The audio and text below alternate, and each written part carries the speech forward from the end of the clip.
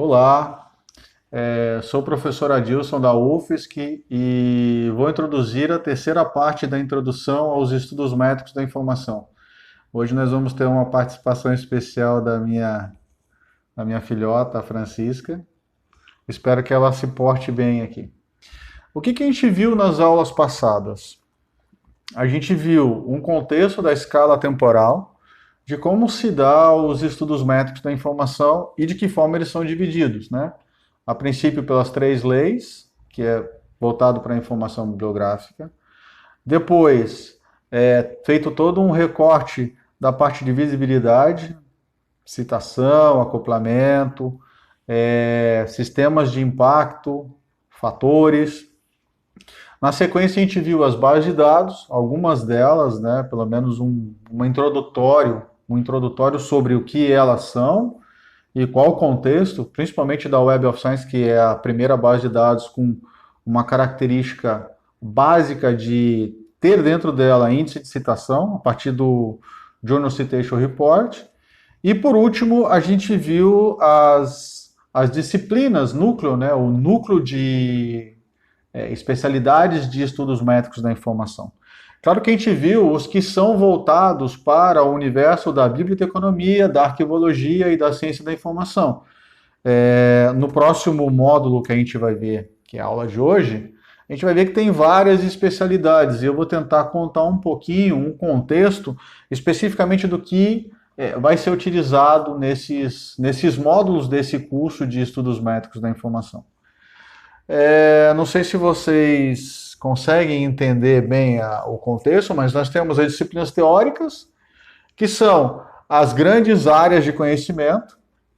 Ali em cima, no contexto eu tenho a bibliologia, a informática, a documentação, a metodologia, a história, a sociologia, a economia ou ciências econômicas, a filosofia e o comportamento, a ciência do comportamento, né? Claro que eu vou ter várias outras áreas de conhecimento aqui dentro. A princípio, todas as áreas de conhecimento elas têm uma métrica dentro, né? Ela tem um tipo de se fazer a quantificação do processo daquela grande área, vamos dizer assim. Poderia ter também questões biológicas aqui dentro, questões da química. Aprofundadamente, a química ela vai acabar absorvendo a bibliometria, mas isso a gente vai explicar em um outro contexto. E nós temos as disciplinas, que a gente pode chamar de disciplinas, ou áreas um pouco mais modestas, né? Que no nosso caso aqui tem a biblioteconomia, a bibliografologia, a ciência da informação, a arquivologia, a história, a economia, a parte histórica da economia, a sintologia, a epistemologia e a psicologia.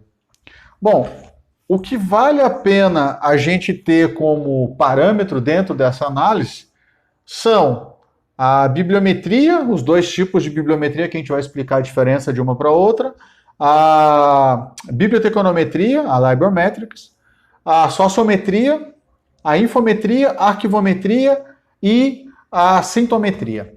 Essas são tipologias de estudos métricos que nós vamos nos ater nas próximas aulas. Então vamos lá. Aqui nós temos três contextos que vão ser representados. Primeiro, em 1920, década de 1920, com Paul Olé. Ele vai representar a bibliometria, porém, essa bibliometria dele ele só dá o nome, ele só dá o termo. Ele não cunha o termo com definição e muito menos ele explica como que vai ser aplicado, como que vai ser desenvolvido. E tem um parâmetro ainda um pouco mais complexo. Ele propõe isso na época que ele defendia a documentação.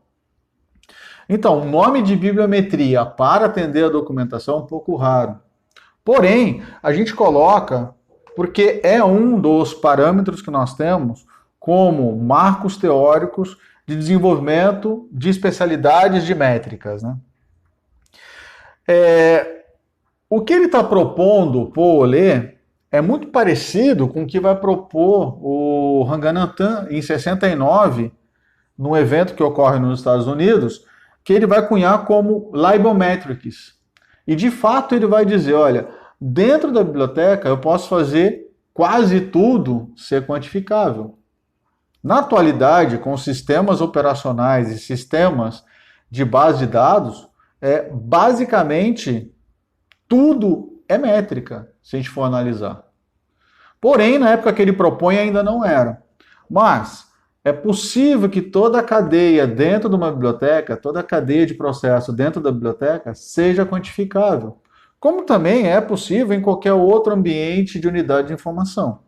Então, o curioso aqui é o seguinte, Ranganathan ele vai propor isso daí especificamente para trabalhar na biblioteca. Então, parte de catalogação, quantas catalogações foram realizadas por dia ou por um determinado período? Quais materiais que mais saíram? Então, se eles saíram e a temática deles é de cunho atual, por que não comprar mais material daquela mesma obra ou de obras similares a ela para atender melhor ao público? Ou seja, ele começa a fazer vários questionamentos, que a gente vai ver isso lá nos estudos de usuários e desenvolvimento de coleção, que a gente até então não fazia. E, fechando esse primeiro bloco, nós temos a bibliometria de Pritchard, que também é em 69. E o que o Pritchard vai fazer é o seguinte, ele vai começar a pegar vários estudos que trabalham com a informação bibliográfica e a quantificação dela, e ele vai começar a dizer, olha, esses tipos de aplicações são viáveis para que a gente faça para analisar até então a ciência ou as ciências como um todo. Então, o que ele faz? Ele simplesmente se apodera, não que é um erro, tá bom? Ele faz todas as citações adequadas, mas ele se apodera de vários estudos que já estavam trabalhando com a estatística bibliográfica, e ele fala, olha, não é só estatística bibliográfica, isso aqui é um pouco além disso. Por quê? Porque eu tenho formulações métricas aqui dentro. Então, por que não chamá-la de bibliometria? Para vocês terem uma ideia, a gente fundamenta a bibliometria a partir das 3 leis bibliométricas que eu expliquei nas aulas anteriores. Seguindo essa linha de raciocínio, nós temos a infometria, que ela vai trabalhar especificamente para a ciência da informação, justamente para poder atender a recuperação de informação que eu devo ter dentro da ciência da informação. Por quê? Porque subentende-se que a ciência da informação é um cenário onde eu tenho a tecnologia como um ativo específico dela. E que esse ativo vai impulsionar essa área de conhecimento, essa nova área de conhecimento.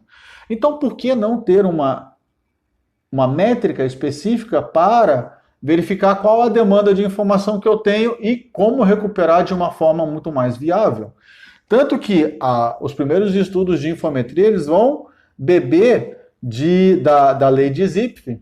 Por quê? Porque é especificamente para recuperação de informação. Verificar o grau de relevância, verificar o grau de revocação de informação que eu tenho. Isso, para quem trabalha com indexação, é um prato cheio, porque basicamente é o mesmo contexto. Atrelado a isso, nós temos a atividade científica. Como eu já tinha mencionado um pouco nas aulas anteriores, nós temos a sintometria, que vai especificamente analisar como é o comportamento da ciência de forma métrica. E de que forma eu posso fazer isso? Pela parte bibliográfica, pela parte de impacto, ou seja, eu posso verificar se um país, se um departamento, se um autor ele tem representação internacional e se ele é produtivo. Mas, ao mesmo tempo, a sintometria, ela me dá a oportunidade de verificar outras coisas que não sejam somente a produtividade. Ela me dá a base para que eu possa verificar o comportamento e o desenvolvimento dentro de grupos de pesquisa, dentro de universidades, dentro de bases de dados, dentro de cenários acadêmicos. Eu consigo verificar isso, não somente cenários acadêmicos, mas também instituições de pesquisa. Eu consigo verificá-los. Tanto que a webometria, que não está aqui, mas é um desdobramento de todo esse cenário voltado à questão de internet e questão de web, ela vai me dar esse suporte em relação à sintometria com as finalidades de dizer quais os conteúdos que estão na web, quais os conteúdos que são acessados e quais os conteúdos que saem da minha página para a página de terceiro e vice-versa. E por último, para finalizarmos esse tópico, nós temos a arquivometria, que ela vai ser derivada, nesse caso da história, com a arquivologia por trás, e ela vai fazer mais ou menos o que a Libometrics faz, só que num ambiente específico de arquivo. Verificando todas as etapas dos arquivos, verificando todos os processos que lá dentro existem, e é basicamente isso. Nesse momento a gente finaliza o primeiro bloco de introdução, e nas próximas aulas a gente vai ver um pouco de estatística voltada às unidades de informação, ok? Forte abraço e fique em casa.